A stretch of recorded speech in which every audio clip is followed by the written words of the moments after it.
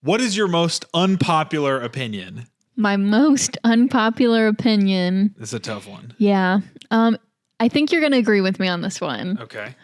The show Friends. Yes. Not that good. Absolutely. We're not really a Friends house. People love that show. It's not that I hate it. You know what? It's what? I think people are pivoting away from it. Really? I just think there's a lot of better shows out there. Like there's people always talk about how they have like watched Friends 10 times all the way through. Like I'm happy to sit there and like watch an episode or two with somebody and like it's fine, but I'm not going to watch the whole series all the way through. I'm at the point now with that show where it's like I won't even watch an episode. It just drives me insane. Really? I think I hate it more than you. Like it doesn't bother me, but I don't really like it. Like I don't desire to watch it. So I think what happened was when it first came on Netflix, it was like in that moment where it was like, oh, old TV is now like super bingeable and we can watch like full seasons of it. And Friends had a lot of content. And I think it's just easy to like throw on. Yeah, I get that. For me, but like people always talk, oh, my favorite show, like everybody's favorite show is Friends. I just don't get it. I think that was the like basic Tinder bio, like my favorite show is Friends, like, or like I'm a Monica. Looking for the or no, that's Sex Ross and the City. To my Rachel. Yeah. No, Monica's in Friends, right? No, but I'm saying like people say no, that's Sex and the City, which I am not that into either. Oh, it's storming pretty, but we might lose power. Well, if we lose power, this will be a really short episode. Gloomy day here today. I think that I think that the binging helped it, but also hurt it, because then when you go back and you watch a lot of episodes back to back, you realize it's the same episode over and over and over again. Yeah, and it's like, Ross does something stupid. Chandler makes a snide comment about the thing Ross does. Joey's over dumb. Here being an idiot, right? It's like, oh, how many more times can we do this? Yeah. And like, I think a lot of sitcoms are formulaic, but I think I was going to say that. I think Friends is very formulaic. Well, Friends is the formula. Like for modern sitcom, I felt like you got Friends and then you had so many iterations off of like Friends. It was like group of friends in an apartment or living close to, you got New Girl, you got How I Met Your Mother. You got like so many of these different sitcoms that kind of went off of that. Cheers was before Friends, wasn't it? Yeah, no. And that wasn't really like it was like. Yeah, that was like Friends in the same location. Yes. And that was more but it like wasn't an come apartment. To the bar. Yeah. I'm talking like early 20-somethings trying to figure it out together. You know what I mean? Yeah. Yeah. That's and Cheers Friends. is not that. Cheers was not really that. Yeah, that's but fair. You had so many different sitcoms that like took out, but all the iterations I would say are better than Friends, but because Friends was just so like safe. It was just like, this is what's happening. We know the formula. And some people want that with TV. Some people want to say, I know what I'm getting out of this. I'm going to laugh at stupid Joey. He's going to say something dumb. Like someone's going to get a turkey stuck on their head for Thanksgiving. Cool. Isn't that funny? And Ross and Rachel are going to get together, even though they don't and they do back and forth. Yeah. It's like, okay, I don't want to begrudge it's almost anybody comforting, that. But yeah, I just don't enjoy watching it. Dude, that show drives me batty. I knew you would. Yeah, I knew you would agree with me. And the other part about that is I associate that show with a lot of people that I just am not huge fans of. So at the end of the day, it's like the tradition, like an atypical person, or in my mind, the person that likes Friends or favorite show is Friends is like somebody that I don't want to be friends with. Ooh, you know what I mean? Like, whoa, we're getting deep. For me, it's just like, I think it's really overhyped. That's what it is for me. Like, I think it's fine. Oh, man. People rave about it and I just don't get it. Well, we can just keep going deeper and deeper into the culture, because I imagine like the initial show Friends, cool. I think that's fine. But then you go one step further to where it's like, you got How You Doing written on bumper stickers. And it was just crazy. The proliferation of Friends in our culture. It felt like when we were in like high school, maybe early college. It was like such a big deal. Everybody was obsessed with it. Everywhere. And I just never really understood the obsession. But for me, like, and this is a character flaw of my own. It's like if something gets that big, you hate it. There's something inside of me that's just like, it's the emo kid. It's my emo hipster. It's like, the emo kid. I just don't want to be like. It's so funny. This is not really the same thing, but I find myself gravitating towards only foreign media, because like that doesn't have a huge like following and a huge online presence where people are talking and arguing about it. I do that more so because it helps me pay attention, because if I have to read the subtitles, I'm not always looking at my phone. Yeah. But it also is like, there's a secondary aspect of like, man, I'm so glad that I can't read like forums about this, or I can't see like. You get to just form your own opinion about it. And commentary on a thing I get it. But we're in like this culture of like, I have to see what the critics say about it, or what's its score on Letterboxd, or what's its. I don't care. What's that music? Pitchfork? What's its Pitchfork score? It's like, dude. I don't care. Like, form your own opinion. You know? That I feel like we don't have the ability to do that anymore. And when we do form, especially like with TV or movies, when we do form our own opinion, we can't then back that opinion up without like reading the commentary of like, I don't know, New York Times review or whatever it is, right? Like people go to Vulture or all these, you know, AV Club, and they get little snippets of like, oh, well, the director did this and that. And then that is what then informs their opinion. Yeah. And maybe I'm railing against the machine. I think it's fine to just say like, no, I didn't really like it. It wasn't for me. That's the thing. Like that's fine. When I was in film school, I tried to be very, very analytical with like the reasons why I didn't like something. Now I'm just like, dude, I just didn't like it. Like I didn't vibe with it. I just didn't like it. Sorry. I just didn't vibe with it. And there's always going to be somebody who doesn't like something. Like your favorite thing, there's somebody who doesn't like it. And that's fine. Yeah. It's not a big deal. That's 100% true. But then I do think that there's a space for commentary maybe. I don't know. Is there? Yeah. I don't know. Some people like that. Some people like to debate about, you know, what they like and don't like about something. And if people enjoy that, then fine.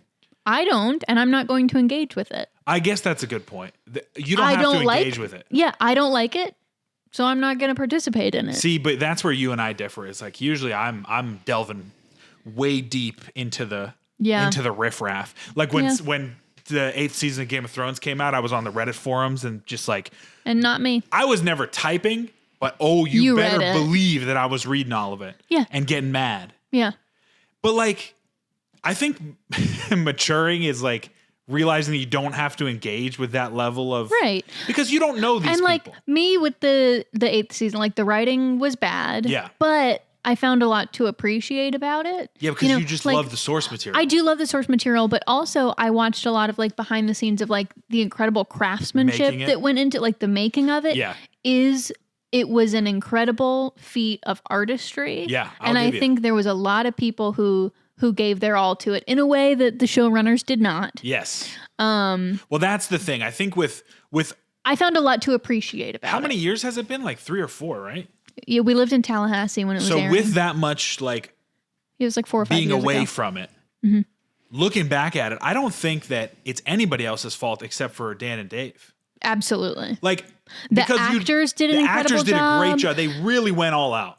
They did. The props people, I mean, that's insane. The production design. If you watch the costumers and the prop masters, the weapons masters, but that's what makes me so mad. Is like the top of the pyramid, the showrunners didn't care, ruined the whole thing. All of these people down here who were bleeding and sweating over this thing now have to have their name stamped on this like piece of garbage. Because the top of the pyramid didn't care about it. Yeah. It's like, I remember one of the behind the scenes that I watched. It was a husband and wife, and I think they were in the costume department. Production designers. And they didn't see their kid. Like their kid lived with, grandparents for like 3 months. It was over the whole overnights. Because they were on overnights. Yeah. And crazy. They were so hard. Their work was beautiful. They sacrificed a lot, and nobody appreciates it. And clearly HBO cared about it because House of the Dragon. They're making another Jon Snow show for some reason. I'm all about it. They loved the source material. It was like, what else did these guys want? Was it a money thing? Were they just tired? I don't get it at all. They've ruined their careers. Well, good. Yeah. I actually watched a movie. They got what they deserved. I watched a movie that they wrote. It was a teen movie. What the hell is it called? It's about metal. I think it was like Lords of Metal or something. It was actually pretty decent, but like, you could tell. I bet nobody watched it. No, it was on Netflix for like, I don't know, it might still be on there. I feel like people see their names and run. Dude, I watched it without knowing that they did it.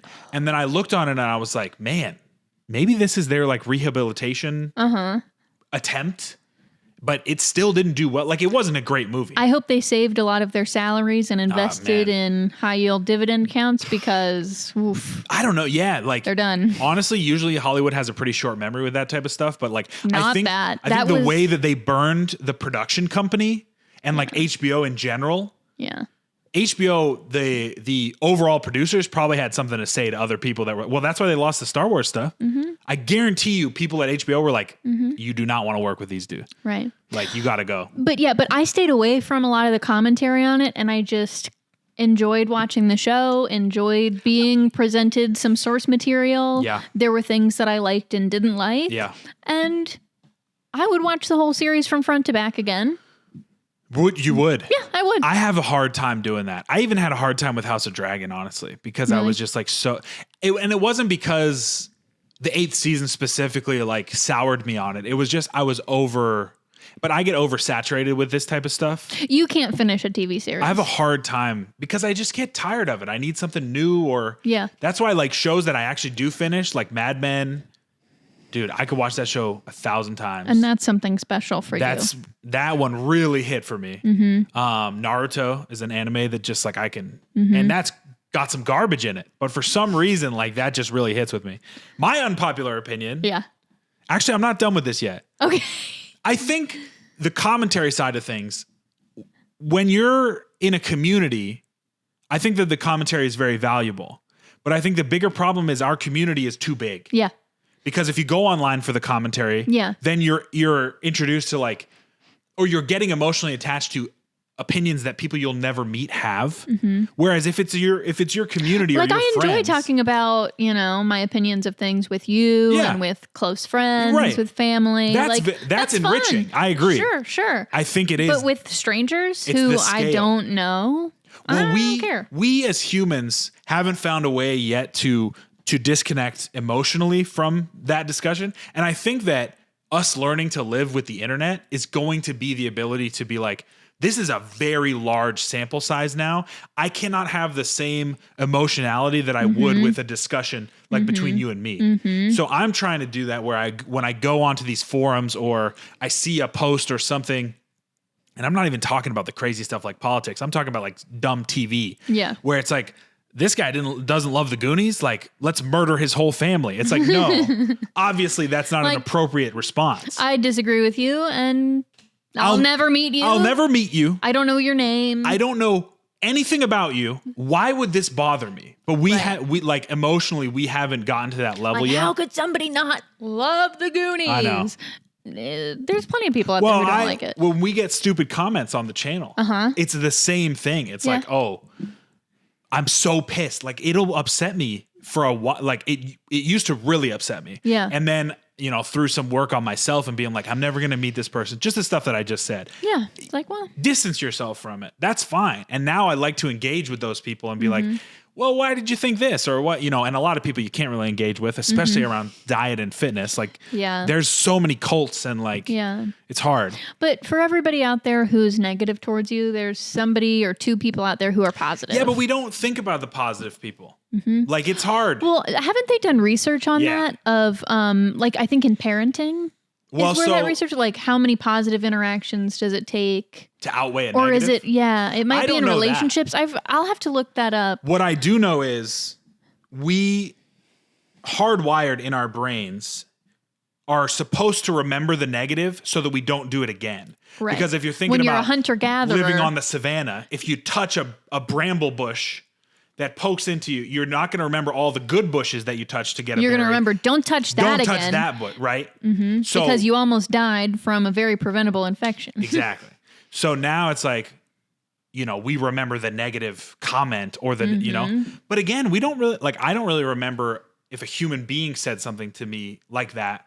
Oh, really? I do. Really? Mm-hmm.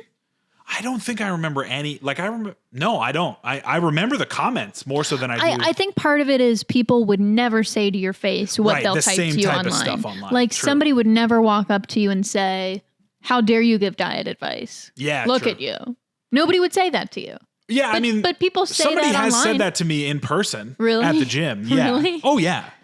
But wow, he was me and this dude do not go well. He was mad at me because I had kicked him out of the personal training area, which is my job. Oh, yeah. That's what I'm supposed to do. He wasn't a personal training Sounds client. like he was in the wrong there. And then He I was was just like, lashing out. I was like, dude, I'm just trying to, train my client. The policy of the gym. It's like, I'm an employee. I'm just trying to do what my boss tells me. And he goes, you shouldn't be training anybody.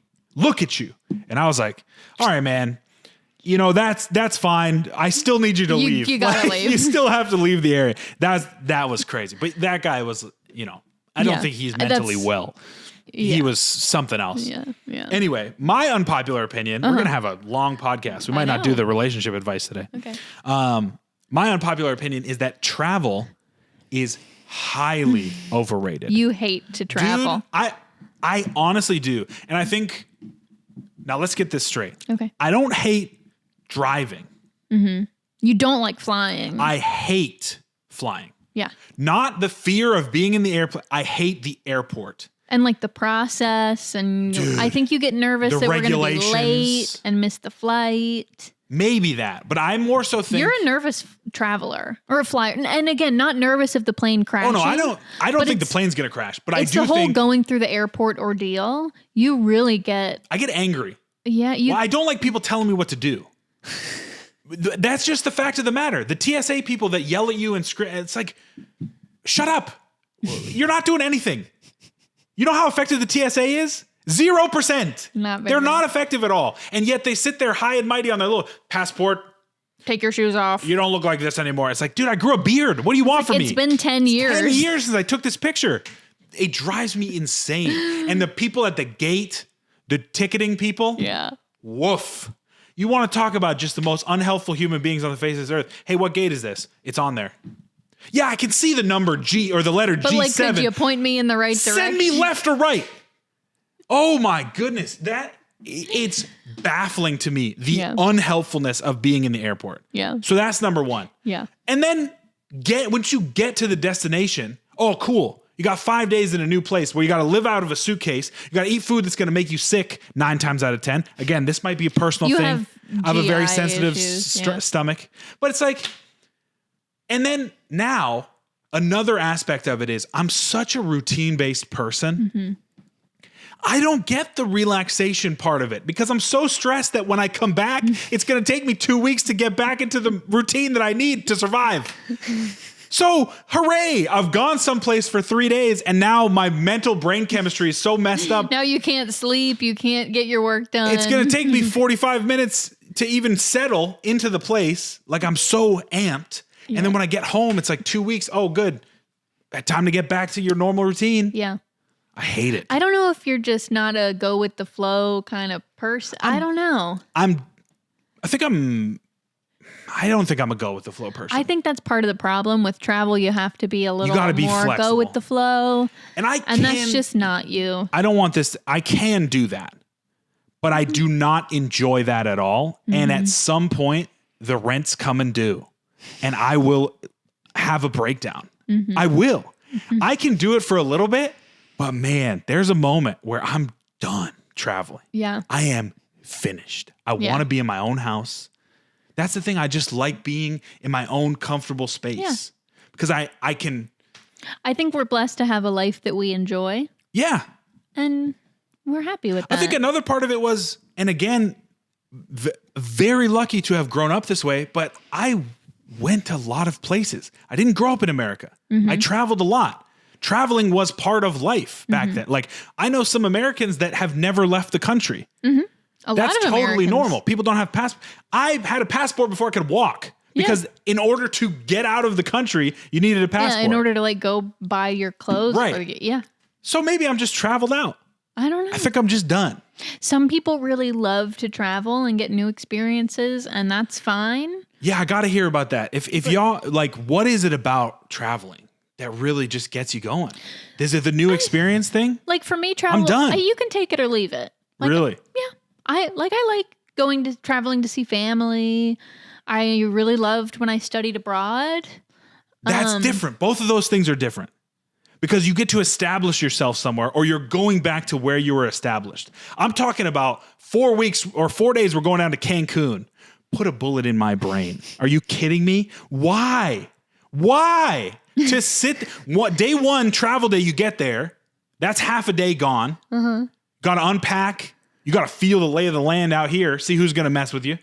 What? People are going to mess with you. Who's going to mess with you? As a tourist, you're going to get messed with. They're going to mess with you. That's just what it is. You're going to get overcharged. They see you, you're an easy mark. I promise you that. Yeah. So you got to have your feelers out for that. So you get 2 days. Maybe one day you sit on the beach, bored to damn tears. What are you doing? You don't like reading on the beach?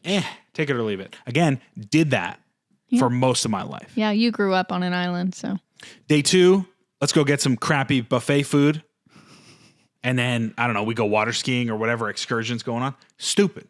And then you got to travel back. So you just got to go around. That's what I'm talking about. I'm not talking about going home to see family or going and living somewhere like you did. That's a great experience. You got to settle into a place. You got to be part of the culture. Yeah. Here's what it is. Okay. I don't like to be disconnected from the locality, from the culture. Yeah. I like to feel involved in the culture. Yeah. So when I go home to Cayman, I know what's up. Yeah. I'm not a tourist. Yeah. But when I go someplace else, it's like I'm always distant from the people. I don't want to go to the Hard Rock. I want to go to the damn food truck that the locals are going to. Yeah. Right? Well, I think that was part of after I finished my study abroad, my family came over and we did a week going through France. Yes. And we had a great time because we stayed in local bed and breakfast with local families. Okay. I spoke enough of the language to get to know some local people and be shown around some of the back, hidden things. And I think there's one place left on earth that I would want to travel to. Where is that? And that's Tokyo or Japan in general. Yeah. But again, I would want to speak Japanese because Tokyo is the wrong word. I don't want to go to the central. I want to go to. You want to go to backcountry Japan? Okinawa. Yeah. I want to go north. Yeah. I don't care about the normal. Yeah. Yeah. But I can't do that because I don't speak Japanese. Not yet. I don't think I could ever learn Japanese. I think we could. I've been trying to learn Spanish for 7 years. You haven't really buckled down. I mean, there was one period where I was doing Spanish lessons every day. I just don't want to talk. I don't want to speak. That's your problem. Because I'm embarrassed. You got to get over it. I know, but people are very nice. That's true. All the Spanish speakers that I talk to at work are incredibly nice and incredibly forgiving for my terrible Spanish. Right. Well, just think about when somebody who's not very confident in their English speaks to you. Yeah. When have you ever been mean to somebody because they couldn't speak perfect English? Yeah, me. But there's definitely people.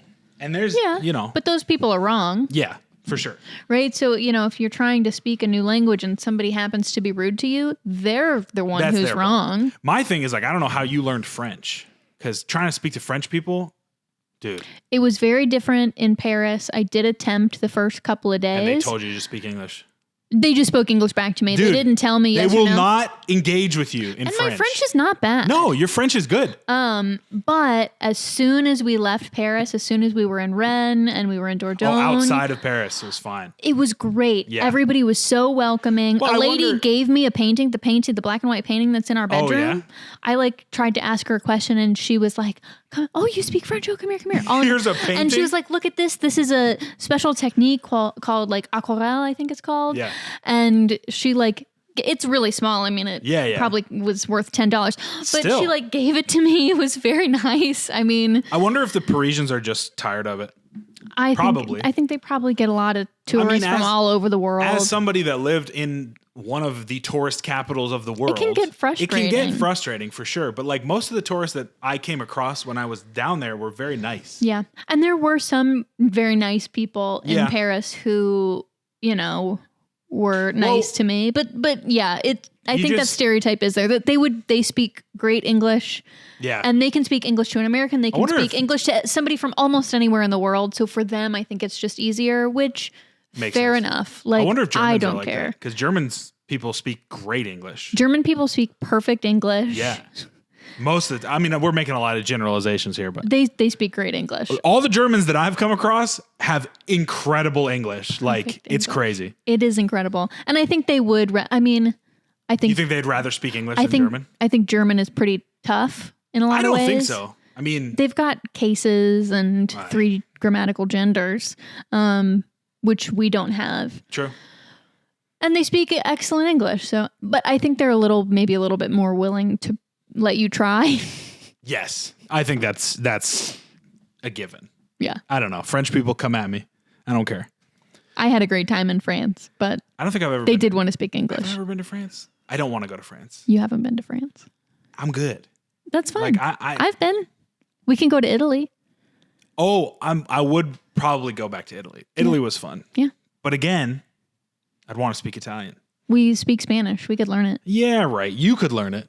Yeah. All right, we've been I like these episodes where we just kind of go off on different tangents. I feel like we've been really structured. Yeah. Which is good. I like the structure. I like the structure, but it's fun to just talk about. It's good to go with stuff. the flow sometimes, right? Little go with the flow, man. I'm just not a go with the flow guy. And you know what is funny? I don't know that I'm by nature a go with the flow person. Like I like things to be done a certain way, but I really can go with the flow a lot. I think both of us have our ability to go with the flow.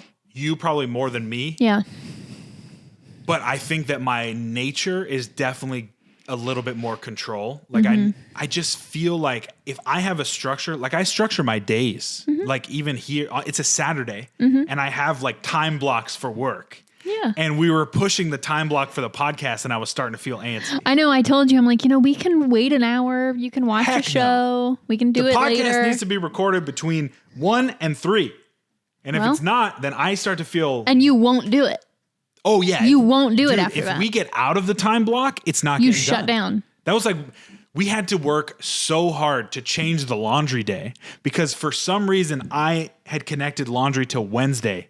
And if it wasn't Wednesday, I wasn't doing the laundry. And if you forgot... We're waiting until next week. There was now 2 weeks worth of laundry, which is... I'm better cool. about that now. I don't have a very... Well, now I work from home now, so if I want the laundry done, you can do it whenever. I just start the laundry. But also, like... When I was gone all day, some days I'm recording down in the laundry room, like, but I've become more flexible in that way. But I'm saying, like, I feel like I thrive so much more.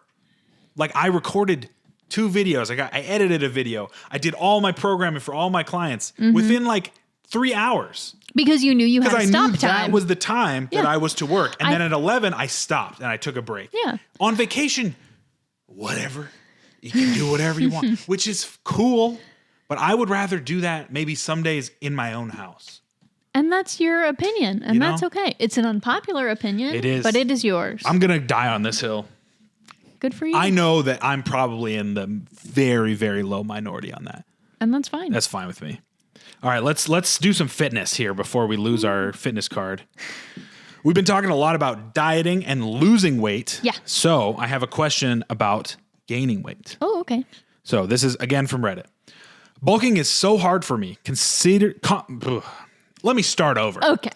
This is from Reddit. Bulking is so hard for me, constantly force feeding myself to a 500 or 600 calorie surplus, and I've only gained 1 pound in 3 weeks. How do you guys do this?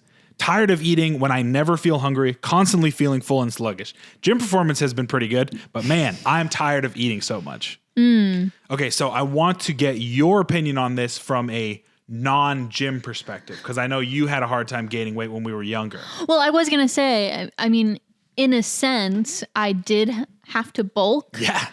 In high school. Yeah, just not with the resistance training aspect of it. No, it was just because I was, my pediatrician said I probably should. Yeah. And it was hard. I mean, I'm somebody who I just kind of stay the same weight no matter what I do. Yeah. You have a very, very strong settling point. Yeah. It does not change. It doesn't. Your metabolism's like, you're here and that's it. Yeah. I like not to brag, but that's just how I am. No, that's your genetic makeup. Yeah. And when I was younger, like freshman, sophomore in high school, my set point was lower than it should be according to the weight charts. Right. Which again, not 100% of the time are they 100% accurate. Right. We're going off of massive averages of human beings, right? Right. So it could have been that you would never have experienced any of the metabolic issues from being underweight, but oftentimes, it wouldn't hurt to gain a little bit. pediatricians and physicians in general just want to get you within the margins because that way it's a little bit easier for them to figure out what's going on. Right. Right. You know. I wasn't having any health problems or anything, but it was recommended to us. And so my mom decided, okay, yeah, well. So what were the main tactics? What I remember, we actually did go to a nutritionist. Really? We had an appointment. I've never told you that. I don't think so. We did go to a nutritionist. It was just one appointment as far as I remember. And it was really just an educational appointment about how to have a balanced plate. You know, your protein should be, I remember, the size of a deck of cards, or like you should have. Oh, okay. So it's just like a basic understanding of basic nutrition. Yes. Like, so she didn't prescribe you a meal plan. Healthy. Well, so one thing about me is I've never been a big breakfast eater. That's true. So I never really ate much breakfast before going to school. That's true. But we changed that with my beloved Carnation Instant Breakfast. Oh, yeah. I had Carnation Instant Breakfast. Those will put some weight on you. With I think we landed on 2% milk. Yeah. Really? Mm-hmm. Not full fat? No, because nobody in the house would have eaten it or drunk it besides me. Really? And so we did 2%. You could have taken that down? I hate milk. Really? I hate milk. I guess that's true. We've never had milk. We never have milk unless I need it for a recipe. Wow. I can get behind some milk. Yeah, no, we're not milk people. I don't like milk by itself, but I like what milk gives me. Yeah. And that's cereal. And dunking cookies in said milk. What else? But I started for breakfast having Carnation Instant Breakfast with 2% milk. Yeah. So that was extra calories because I might have had a granola bar before then, or before starting the instant breakfast. And then I feel like lunch and dinner probably stayed about the same, but I had a chocolate milkshake every night. Nice. My mom would make a chocolate milkshake with ice cream, more 2% milk. I don't really know what else because she was the one who made it. She didn't put any protein powder in it, right? I doubt it. I think I would remember that. Yeah. But yeah, I had a big milkshake every night. I've always been a big grazer. Like I'll snack. I was just about to say that. So maybe if this person is a 3 meal a day person, like eating high volume, high calorie breakfast, high volume lunch, like big amounts 3 times a day, that would be, I couldn't do that. I think what's important is all of these questions, we have to answer them in 2 different ways because there's the lifestyle, general health recommendation that I usually give. And then there's the bodybuilding, purposefully in a strength sport recommendation. Sure. These are 2 completely different things. Your experience is more in the general health realm. Just wanting to gain some weight. Here's what we need to do to put a little bit of weight on you so that your hormonal health is fine. As you continue to develop, your body doesn't run into any issues. We don't have any bone loss problems, right? That's normally what happens when we're underweight. But yeah, this guy seems to be more in the bodybuilding zone. But maybe, I don't know, if he is eating 3 huge meals a day, maybe taking a little bit of volume away from the big meals and just having like a high protein, bigger snack, 2 3 times a day instead. All right. You want to know the 3 secrets to putting on weight? Oh, yeah. As a bodybuilder, right here. Number 1, don't go very heavy on the protein. Because protein fills you up. Counterintuitive. A lot of people think, I'm bulking, I got to put in a lot of protein. You need to eat enough protein, but protein's very satiating. Incredibly satiating. Difficult to digest in a lot of cases. So if you're overfeeding, that's when we start to get really bad bloating, which the feeling of bloating as a bodybuilder is probably one of the worst things because not only do you look fatter in the midsection, but you also feel like I could not put any more food away in my life. Bloating is the number 1 thing I try to avoid with people, and that comes from getting your gut health in order. And sometimes when you're overdoing it on protein, especially if it's processed protein powder or like a mass gainer, dude, you are going to get farts and it's going to be bad. So that's one thing. Get enough protein, the minimal amount of protein that you need, which probably be like 0.6 to 0.8 grams per pound of body weight. The literature is all over the place with protein. But get enough protein. But don't get too much protein. And then you cannot go too heavy on the carbs. I'm telling you, there's a reason that the United States has an obesity epidemic. We eat so much carbs. It's carbs. It's highly processed, highly palatable carbs. All of our food is based around that. Oh, yeah. So lean into that if you are purposely trying to bulk. Like me with my milkshakes. I could put weight on anybody. Have a milkshake. It worked for me. So that's number 1. Yeah. Before I go too deep down the carb rabbit hole. Number 2, don't neglect liquid calories. Again. Drink lots of sodas. No. I'm kidding. I mean, you could. Milk. Drink milk. Don't be like me. I just finished a dirty bulk. There's a video on my channel. Go check that out. It's great. But a dirty bulk is where you just eat whatever. Mm-hmm. For me, when I say liquid calories, what I mean is carb style drinks. Like juice? Gatorade, juice. Okay. Right? These, again, this is not a general health recommendation because these are packed with sugar. Mm-hmm. Packed. Like if you look at fruit juice, bro. And they're empty calories. Yes. Yeah. It's going to spike your insulin. It's going to really make you just like, you're going to crash. Your energy is going to be terrible. But if you're a bodybuilder and you can't get down solid food, let me tell you, a gallon of orange juice is going to put some weight on you. A gallon in a day? Easy money. Oh, yeah. Oh, my goodness. We're talking big time now. That's a lot of orange juice. Orange juice, apple juice is really great. I mean, basically any type of fruit juice. Mm-hmm. You know, V8 Splash, not the regular vegetable V8. V8 Splash with 10 teaspoons of sugar in it. That stuff will put weight on you. Oh, that's number 2. God. And the third one, don't neglect a little bit of cardio. Again, counterintuitive, but like we talked about last week. Makes you hungry. It makes you hungry. Uh-huh. So and again, this is very individual, but like I said last week, for me, when I get done with a run, I will eat anything and everything. Mm-hmm. So a lot of the times when we think about bulk, everybody thinks I've got to be a lump on a log and just sit on the couch and just eat and eat and eat. Your appetite will plummet if your activity is plummeting. So if you just go for a light jog? A walk. I'm talking like 10, 15 minutes of a walk. Okay. And that, like, it can be that much. Like, hitting a daily step count or finding 20 to 30 minutes in your day to do low impact, steady state cardio that's not going to put you into a deficit is going to increase your appetite. It will. Well, there you go. 9 times out of 10. If you do those 3 things, you're going to put weight on. Nice. Or you have a metabolic disorder. Mm-hmm. That's it. Mm-hmm. Like, I understand the force feeding aspect of it is really hard. Mm-hmm. And I think that we've put the cart before the horse in bodybuilding with that. Like, it doesn't have to be food all the time. Calories are calories are calories are calories, regardless of where they come from.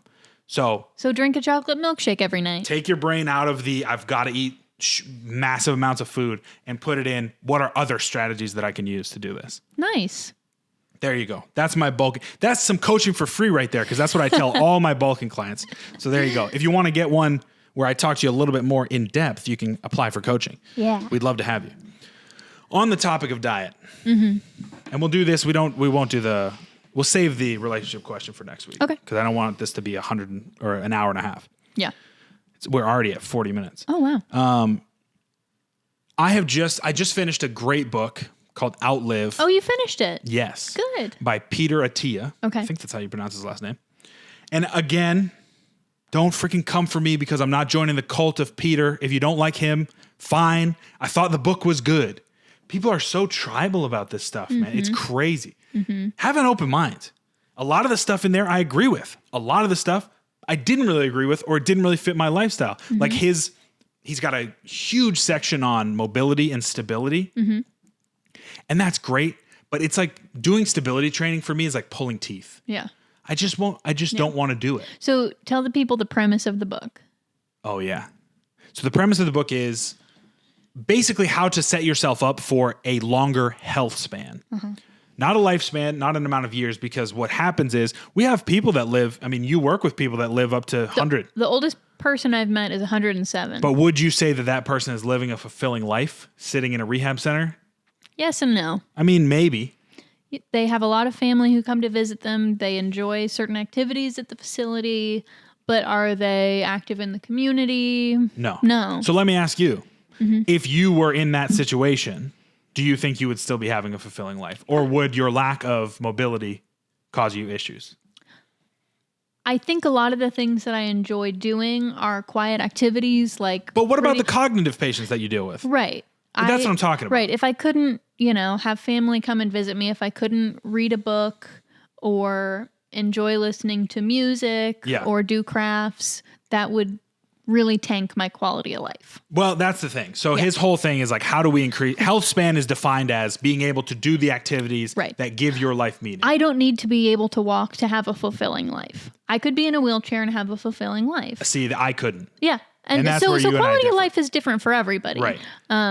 Which is what he talks about. It's really, I would recommend that you go listen to this book or read it. I listened to it. But he talks about the centenarian decathlon, which is 100 year. They do this. 100-year-olds do a decathlon where they do a bunch of different activities. And it's about like in the Olympics, like they run 100-meter sprints. The record is like 34 seconds for a 107-year-old lady. Do you want to know something really cute? What? I was looking at Instagram Reels yesterday, and I came across an account. I think it's called the Dancing Grandma or Granny or something like that. She's 100 years old, and she's a tap dancer, and she tap danced at her 100th birthday, and it's really cute. I don't think that's cute. I think that's cool, though. I think it's really great. Yeah. But that's like, so he is a medical doctor, and he'll talk to his patients about what are the events in your centenarian decathlon? Mm-hmm. What are the things that are going to give you fulfillment if you get to 100, which is what he's trying to get people to, right? So you can do a whole inventory. We're getting off track. Basically, he was talking about diet. Mm-hmm. It's a really, really interesting chapter on nutrition because he lost a ton of weight doing keto. And for a really long time, he was an ardent proponent of the ketogenic diet. Mm-hmm. And he has since changed his mind. Nothing against keto. Don't come for me. But more so, opening yourself up to a lot of different opportunities for weight loss or weight gain or allowing yourself to become more metabolically healthy. Mm-hmm.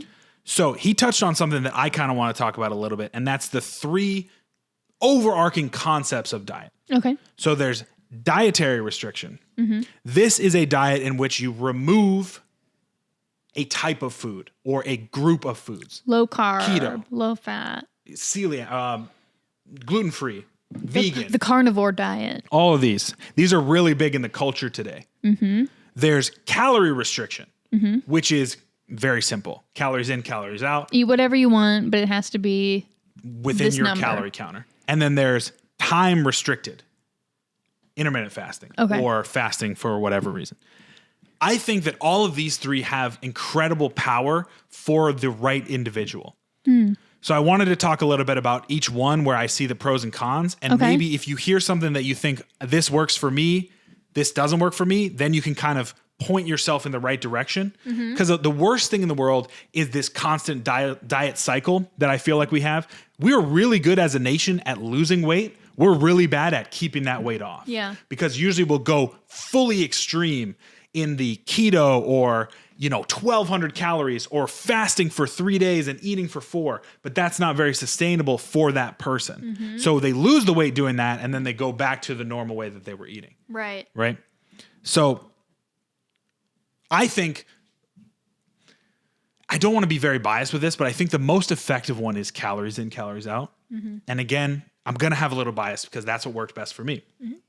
But I also have done intermittent fasting and I have done Whole30, paleo. I've done all of these. And the one that helped me the most was calories in, calories out. That one I think is the most beneficial if you can deal with the lack of variety. Does that make sense? I don't think you have to have a lack of variety, though. I mean, I've also done some calories in, calories out, and I still ate whatever I wanted. I guess variety is the wrong word then. It's more so the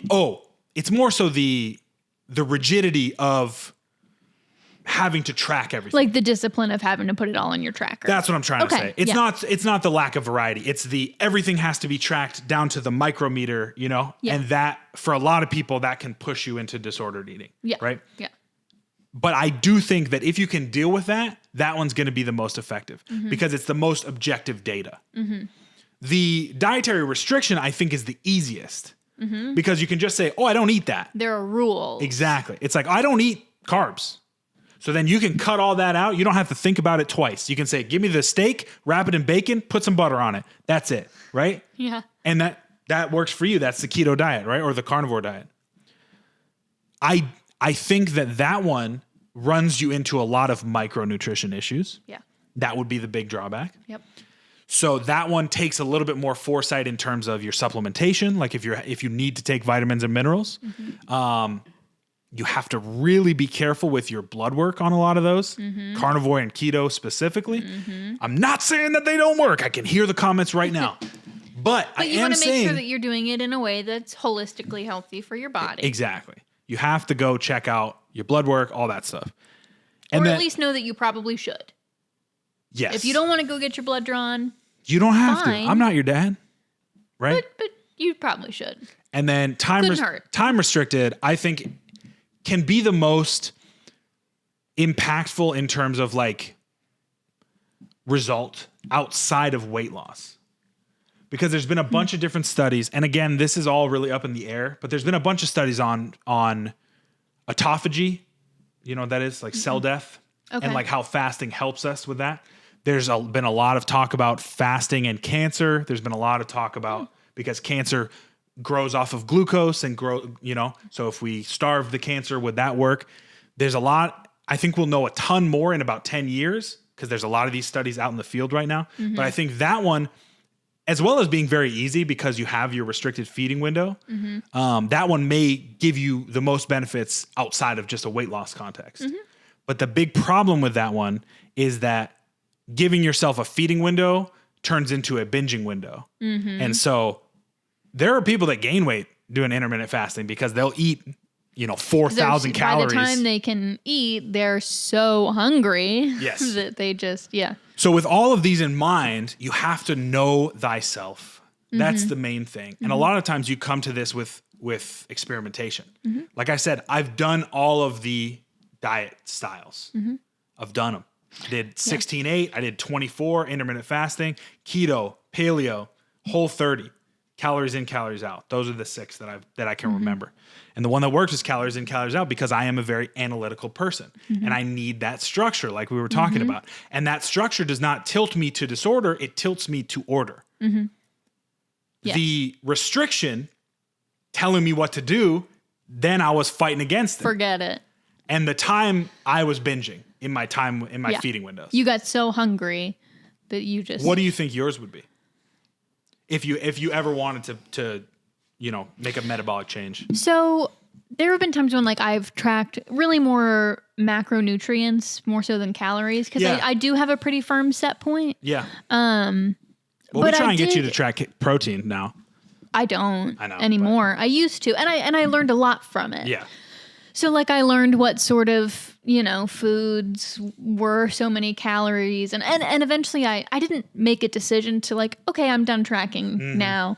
But I just kind of phased out of it because I learned a lot and internalized a lot. And I think I've been able to pretty well carry that forward. Like I can still do my workouts effectively. I'm still putting on muscle, so I think that worked for me. I think I'm like you in that I like to be learning about things. I like data. I like a good Excel spreadsheet, that kind of thing. So I think that worked for me. Yeah.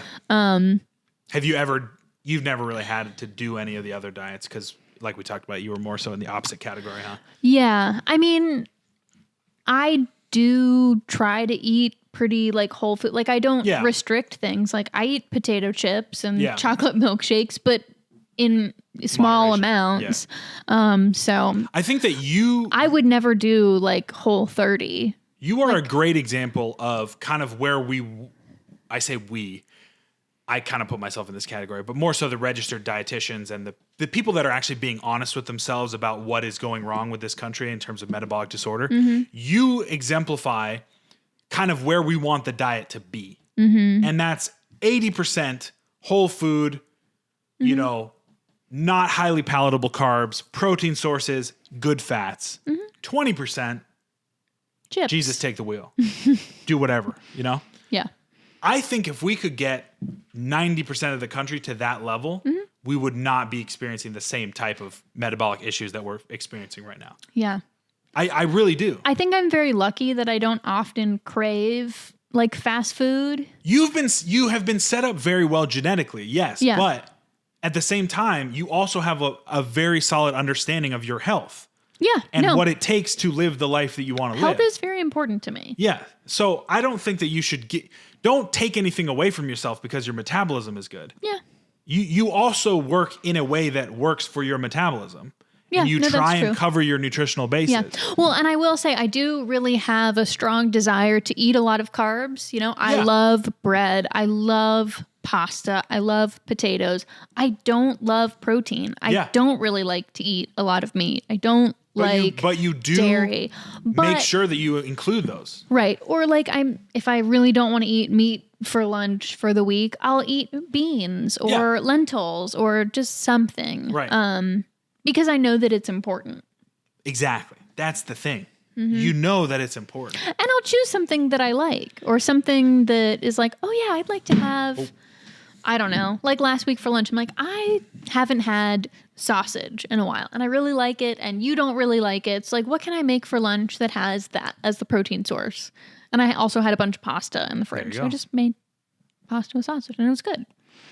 I just think that the lack of either wanting to think about your metabolic health or maybe it's lack of education or it's because there's so many different voices in the nutrition space. Mm-hmm. I think that's a big one. Yeah. People are just like, I'm done trying to figure it out because there's so much zealotry and there's so many different cults with diet. Mm-hmm. It's like, you can look on TikTok or Instagram Reels and you can see one reel that says never eat sugar again. And the next reel says sugar's pretty good for you. And then you see somebody else who only eats fruit and like, this is nuts. So there's so much conflicting advice out there and not the same diet's going to work for everybody. That's the key. It's very individual. Yeah. Which is why I think it's important to put the diets in these different categories.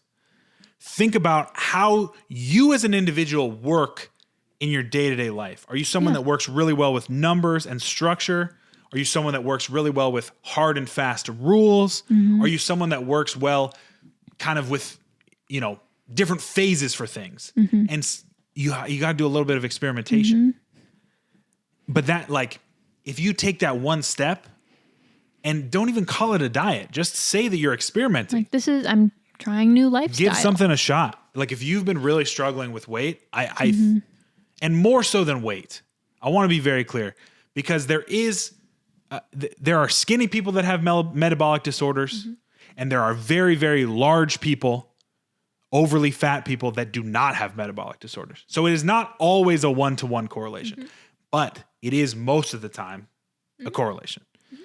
So I just want to be clear with my language there, but give one of these a try and then try a different category if that doesn't work, and then try the third category. Obviously within safe reasoning, but because you do have to do things that are going to work for you in the long term. Mm-hmm. Like I think we've all had that coworker who's always trying a new diet.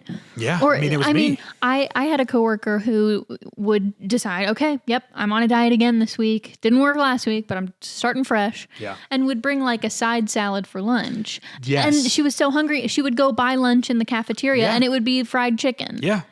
And so now you've eaten 2 lunch, and like, that's fine, but you've got to do something that is going to actually work, that's actually going to, satiate you, that's going to give you the food that you need to fuel your body. That's the thing. And I think you can't just eat only spinach, like a handful of spinach for 3 meals a day. You just cannot do that. That's the easier path though. And people don't want to and I don't blame them for this. They've got a lot of stuff going on.